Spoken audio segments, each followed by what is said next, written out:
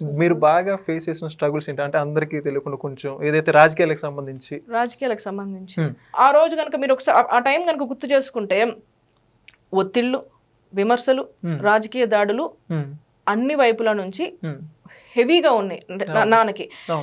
ప్రపంచం అంతటా సమాధానం చెప్పి ఇంట్లో వాళ్ళకి కూడా వచ్చి మళ్ళీ ఎక్స్ప్లెనేషన్ ఇచ్చుకోవాలంటే అది సపోర్టివ్ గా నిలబడాలని చెప్పి ఫస్ట్ నేను ఉన్నాను. అంటే ఇప్పుడు కొన్ని థ్రెటనింగ్ కాల్స్ కూడా వచ్చాయి బయట మీడియా కంప్లీట్ చేసేస్తాను మళ్ళీ వస్తాను అని ఫస్ట్ అట్లా నిల్చుకున్నాం సపోర్ట్, కామ్ సపోర్ట్. ఆ టైంలో రకరకాల వాళ్ళు ఫోన్ చేసేవాళ్ళు అనమాట. కొంతమంది ఏంటంటే ఇప్పుడు మంచి నాన్న మీద అభిమానంతోనే ఎందుకు ఇప్పుడు ఈ నిర్ణయం తీసుకున్నావు, ఎందుకు ఇంత సడన్గా తీసుకున్నావు, అంతా బాగుంది కదా, ఇది నిర్ణయం తీసుకుంటే తర్వాత తీసుకోవచ్చు కదా, అదొకటి. లేదు అమ్మ నువ్వు ఇంత నిర్ణయం తీసుకున్నావు, నిన్నేమేం చేస్తారో వాళ్ళ కారణాలు వాళ్ళు ఉండొచ్చు, కానీ అదే నాన్న పట్ల వాళ్ళకి అభిమానంతో చెప్పుండొచ్చు, ఏమైనా చెప్పుండొచ్చు కదా. ఆన్ కెమెరా ఆన్ రికార్డు నేను ఫస్ట్ టైం చెప్తున్నాను, నాన్న ఆ రోజులు చేసింది ఒంటరి యుద్ధం.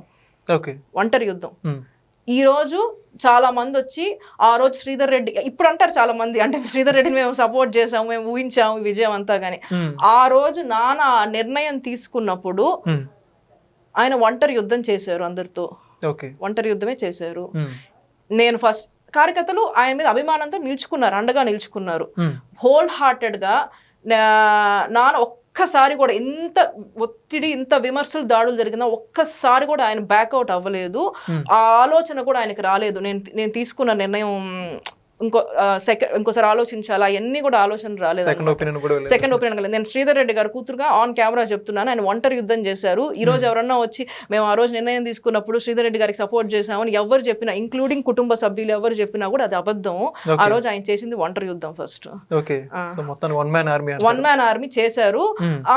అదే ఆయన అంత కమిటెడ్ గా ఉన్నారు ఆయన నిర్ణయానికి. ఆ టఫ్ జర్నీ ఏదైతే ఫేస్ చేశారో ఆయన స్టిక్ అయ్యి దానికి ఫాలో అయ్యారు. యాక్సెప్టెన్స్ తర్వాత నిదానంగా వచ్చింది.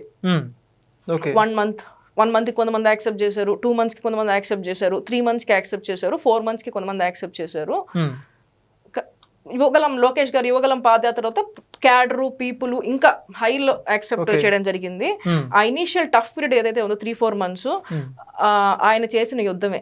ఆ రోజు అందరికీ కూడా అంటే నాన్న మీద అభిమానంతో ఎవరు కూడా పక్కనుండే వాళ్ళు ఏమీ మాట్లాడలేదేమో, కానీ అంటే మనసులో ఖచ్చితంగా ఉండింది ప్రతి ఒక్కరికి కూడా, ఎందుకు ఇప్పుడు నిర్ణయం తీసుకున్నారు.